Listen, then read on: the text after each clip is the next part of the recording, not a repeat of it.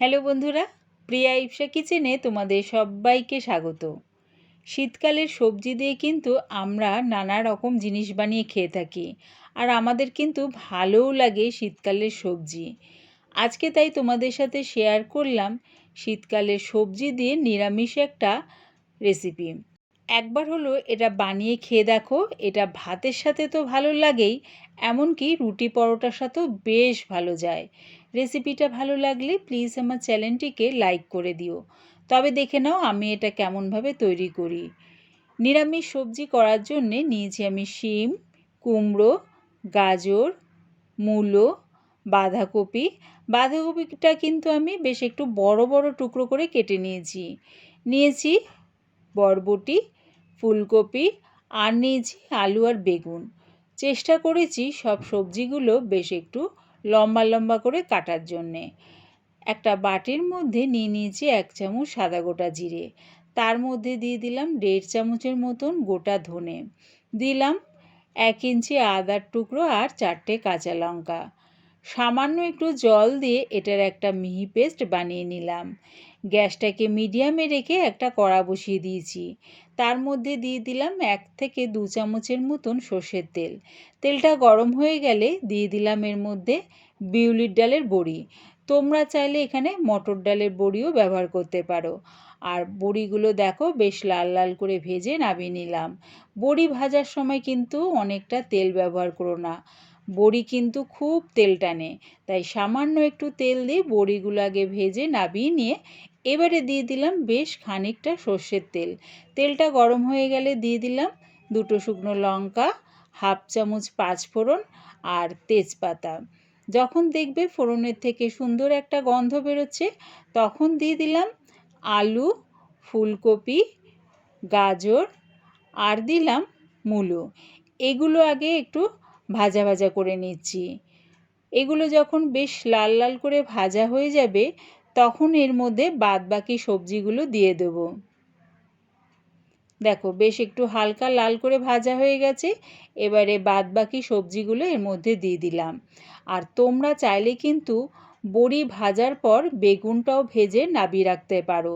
তারপরে যখন তরকারিটা হয়ে আসবে, তখন বেগুনটা দিয়ে নাড়িয়ে চাড়িয়ে নামিয়ে নিতে পারো। আমি আর ওরকমভাবে করলাম না, সব সবজিগুলো একসাথে দিয়ে বেশ লাল লাল করে ভেজে নিচ্ছি। দিয়ে দিলাম স্বাদ অনুযায়ী নুন। নুনটা দিয়ে সব সবজির সাথে ভালো করে মাখিয়ে নিয়ে গ্যাসটাকে লোতে রেখে চাপা দিয়ে এটা ভাজতে থাকবো। তাহলে কি হবে দেখবে, সবজি থেকে কিন্তু বেশ খানিকটা জল বেরোবে। সেই জলেই কিন্তু আমি পুরো রান্নাটা করব। তাই দেখো গ্যাসটাকে লোতে রেখে চাপা দিয়ে এটা ভেজে নিলাম।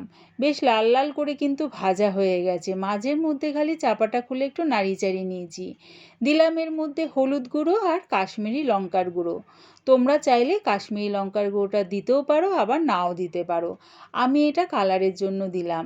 আর যে পেস্টটা বানিয়ে রেখেছিলাম জিরে, ধনে, কাঁচা লঙ্কা, আদা, সেই পেস্টটা দিয়ে দিলাম। পেস্টটা দিয়ে সবজির সাথে ভালো করে মিশিয়ে নিয়ে গ্যাসটাকে লোতে রেখে চাপা দিয়ে এটা হতে দেব। আর দেখেছো সবজি থেকে কিন্তু এখনই বেশ খানিকটা জল বেরিয়ে গেছে। যে বাটির মধ্যে পেস্টটা রেখেছিলাম সেই বাটি ধোয়া জলটা একটু দিয়ে দিলাম। আর কিন্তু এর মধ্যে কোনো রকম জল ব্যবহার করব না। গ্যাসটাকে স্টিমে রেখে চাপা দিয়ে কিন্তু পুরো রান্নাটা আমি করে নেব। আর তোমাদের যদি মনে হয় যে তাতেও হচ্ছে না, নিচে লেগে যাচ্ছে, তাহলে সামান্য সামান্য জল দিয়ে রান্নাটা করে নিতে পারো। তবে আমি কিন্তু এর মধ্যে কোনো রকম আর জল ব্যবহার করিনি, খালি মাঝের মধ্যে চাপাটা খুলে একটু নাড়িয়ে চাড়িয়ে নিচ্ছি। দেখো সবজি থেকে কিন্তু বেশ জল বেরিয়েছে, দেখেছো?